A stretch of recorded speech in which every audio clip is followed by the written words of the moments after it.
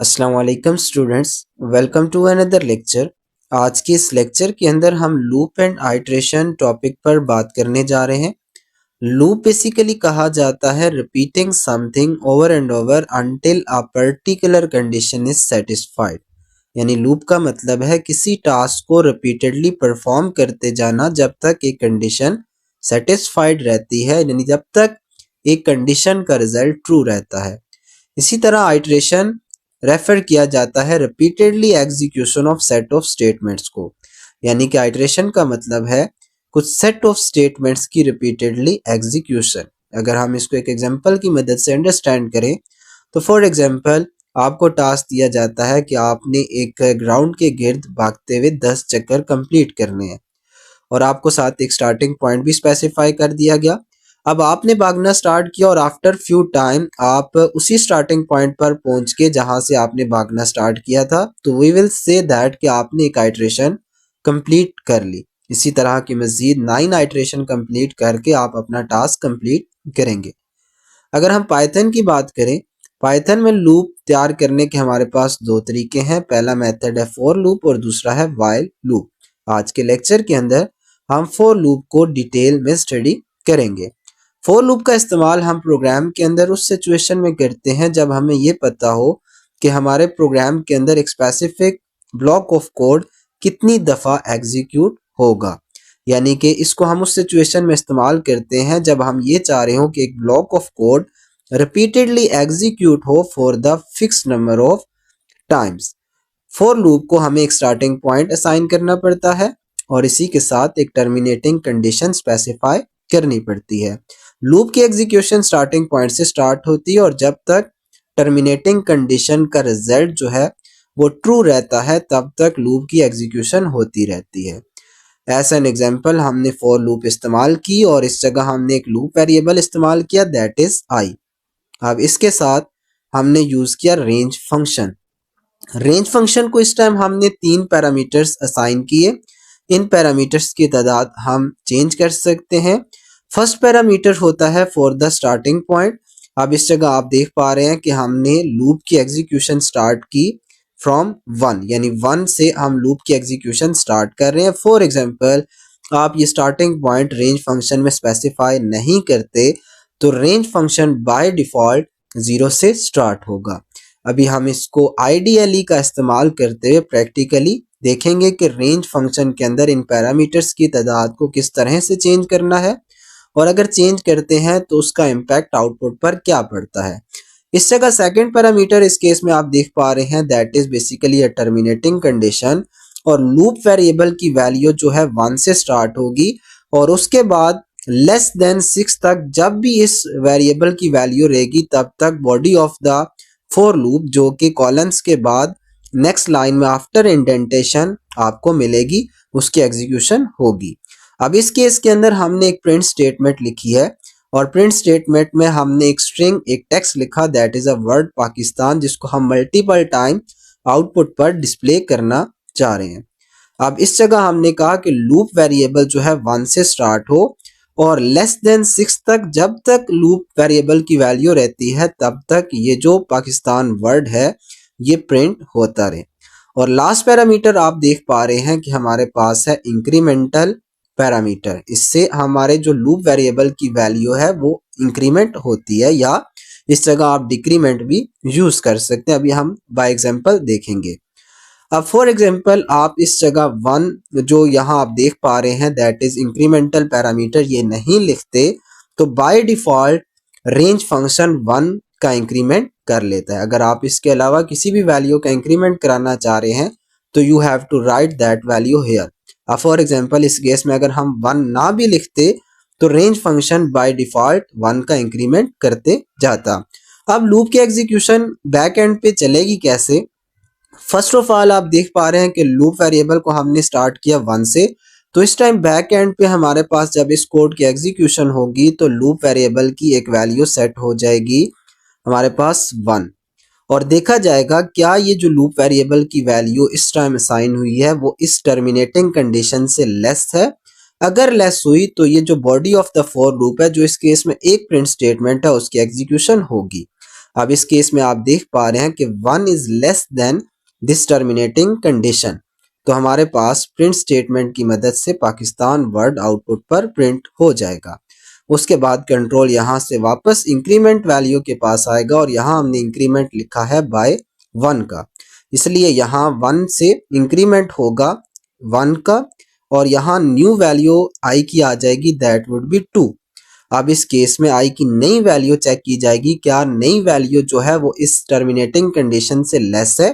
अब नई वैल्यू आप देख पा रहे हैं 2 है और 2 इज लेस देन 6, तो then again body of the for loop जो कि एक प्रिंट स्टेटमेंट है उसकी एग्जीक्यूशन होगी और Pakistan word second time output पर डिस्प्ले होगा। अब यही task repeatedly third time perform होगा और दोबारा आई की वैल्यू अपडेट होगी। अब इस केस में आई की वैल्यू 2 से इंक्रीमेंट 1 का जब करेंगे तो हमारे पास हो जाएगी 3। 3 is basically also less than this terminating condition 6, तो again body of the for loop execute होगी और हमारे पास पाकिस्तान वर्ड थर्ड टाइम भी प्रिंट होगा और दोबारा से ये टास्क रिपीटेडली परफॉर्म होता जाएगा जब तक इस आई की वैल्यू यानी वेरिएबल की वैल्यू लेस देन 6 रहती है। जैसे ही आई की वैल्यू 6 हो जाएगी, 6 is not less than this terminating condition, तो ये body of the for loop जो है इसकी एग्जीक्यूशन स्टॉप हो जाएगी। उसके बाद अगर इंडेंटेशन रिमूव करके इस जगह कोई स्टेटमेंट हुई फॉर लूप के बाद तो उसकी एग्जीक्यूशन होगी और अगर कोई स्टेटमेंट ना हुई तो प्रोग्राम जो है वो वर्किंग को टर्मिनेट कर देगा।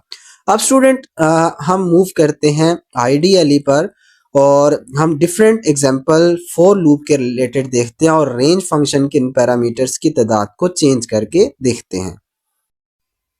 अब स्टूडेंट्स हम यूजिंग आईडीएलई शेल हम एक प्रोग्राम देखने जा रहे हैं यूजिंग फॉर लूप कि आपने कैसा प्रोग्राम लिखना है जो कि इवन नंबर्स को प्रिंट करे अप टू 30। अब इसके लिए फर्स्ट ऑफ ऑल हमें फॉर लूप इस्तेमाल करनी है, इसलिए हम लिखेंगे फॉरवर्ड और उसके बाद एक वेरिएबल क्रिएट कर लेते हैं। लेट्स सपोज हमने लूप वेरिएबल बनाया आई और उसके बाद इन ऑपरेटर और उसके साथ रेंज फंक्शन। अब रेंज फंक्शन जो है इसको हमने पैरामीटर्स असाइन करने हैं। अब first of all range function को जो पैरामीटर हम असाइन करेंगे वो 2 असाइन कर रहे हैं बिकॉज इवन नंबर की प्रिंटिंग स्टार्ट होगी 2 से और उसके बाद नेक्स्ट हमने टर्मिनेटिंग कंडीशन बतानी है और हम 30 तक जाना चाह रहे हैं, इसलिए हम यहाँ लिखेंगे 31 बिकॉज 31 से लेस 30 पे जाके उसने स्टॉप होना है। इसी तरह हर दफा इंक्रीमेंट होना है 2 का, इसलिए रेंज फंक्शन को इस जगह हम स्पेसिफाई कर रहे हैं इंक्रीमेंटल वैल्यू 2। अब उसके बाद हम पैरेंथेसिस को क्लोज करने के बाद कोट्स लगाएंगे और यहाँ आगे body of the for loop के अंदर। अब इस जगह हम प्रिंट स्टेटमेंट इस्तेमाल करते हैं और प्रिंट स्टेटमेंट में हम इस जगह लूप वेरिएबल लिख लेते हैं जिसकी वैल्यू हम हर दफा प्रिंट करना चाह रहे हैं। अब जब इस प्रोग्राम को हम रन करते हैं और आउटपुट इसकी चेक करते हैं तो यहाँ देखिए हमारे पास 2 से लेके 30 तक तमाम इवन नंबर्स प्रिंट हो चुके हैं। अब फॉर एग्जांपल स्टूडेंट्स हम यहाँ इस जगह वैल्यू चेंज कर देते हैं। लेट्स सपोज यहाँ 31 को हटा के हमने टर्मिनेटिंग कंडीशन 30 लिख दी। अब हम इस प्रोग्राम को रन करते हैं और जब आप इसकी आउटपुट देख रहे हैं तो ये स्टॉप हुआ 28 पर बिकॉज लास्ट 30 से जो इवन नंबर था दैट इज 28। तो टर्मिनेटिंग कंडीशन जो भी आप स्पेसिफाई करते हैं कोड के अंदर हमेशा उससे एक स्टेप पीछे यानी वेरिएबल की वैल्यू जो है वो स्टॉप होती है।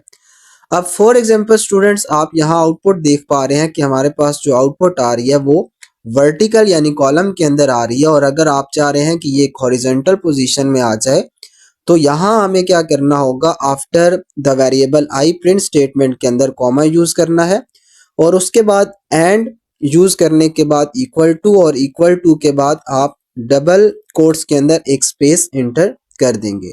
अब इससे क्या होगा, प्रिंट फंक्शन जो है print function basically by default वो जो कंट्रोल है वो नेक्स्ट लाइन पर ट्रांसमिट कर देता है और इस जगह हम स्पेसिफाई कर रहे हैं प्रिंट फंक्शन को कि उसने एंड करना है विद सम स्पेस। अब हम इसको रन करते हैं। जब हम इसको रन करके इसके आउटपुट देखेंगे तो यहाँ देखिए हमारे पास जो आउटपुट आ रही है वो एक हॉरिजॉन्टल पोजीशन यानी रो वाइज आ रही है। अब फॉर एग्जांपल स्टूडेंट हम इन पैरामीटर्स जो हैं इनको चेंज करते हैं और इस जगह हम जो पैरामीटर था उसको हटा देते हैं 2 को। हम इंक्रीमेंट यहाँ असाइन किया था वैल्यू 2। अब हमने वो वैल्यू हटा दी और इस प्रोग्राम को अब हम रन करते हैं। तो यहाँ आप देख पा रहे हैं कि हमारे पास जो इस टाइम आउटपुट आ रही है वो कंप्लीट नंबर आ रहे हैं 2 से लेके 29 तक, बिकॉज हमने 30 मेंशन किया हुआ था, लेस देन 30 29 को स्टॉप हो चुका है। अब यहाँ हमने देखे कोई इंक्रीमेंटल वैल्यू साइन नहीं की थी। बाय डिफॉल्ट जो रेंज फंक्शन है उसने इस केस के अंदर इंक्रीमेंटल वैल्यू जो है वो 1 सेट कर लिया।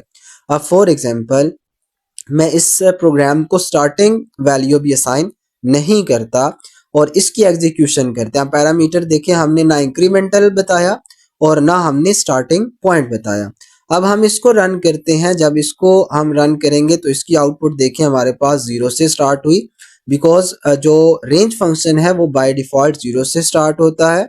और उसके बाद इंक्रीमेंटल भी वैल्यू हमने इसमें नहीं बताई थी, तो इसलिए वो 1 का इंक्रीमेंट करते जा रहे हैं। अब स्टूडेंट फॉर एग्जांपल हम यहाँ से इन वैल्यूज को चेंज कर देते हैं। हम यहाँ से ये जो टर्मिनेटिंग कंडीशन थी ये भी स्पेसिफाई नहीं करते। तो अब इस केस में हम इसको रन करते हैं तो यहाँ देखिए हमारे पास एरर आ चुका है, बिकॉज हमने आर्गुमेंट या पैरामीटर रेंज फंक्शन को जो बताना था वो स्पेसिफाई नहीं किया। आपने एक पैरामीटर स्पेसिफाई लाजमी करना होता है, दैट इज टर्मिनेटिंग कंडीशन। अब फॉर एग्जांपल इस जगह हम स्टार्ट करते हैं 1 से और उसके बाद हम यहाँ एक टर्मिनेटिंग कंडीशन बता देते हैं। लेट्स सपोज हम यहाँ बता देते हैं 100 और उसके बाद इंक्रीमेंट मैं 3 का करना चाह रहा हूँ ताकि जो प्रिंटिंग है वो 3 के गैप से हो, इसलिए यहाँ हमने 3 मेंशन कर दिया। अब इसको रन करते हैं तो यहाँ हमारे पास आउटपुट आप देख पा रहे हैं कि हर दफ़ा 3 का गैप से जो हमारी आउटपुट है वो जनरेट होती जा रही है हॉरिजॉन्टल पोजीशन के अंदर। अगर आप यहाँ से एंड इक्वल टू हटा देंगे तो आपकी यही आउटपुट जो है वो कॉलम के अंदर डिस्प्ले हो जाएगी।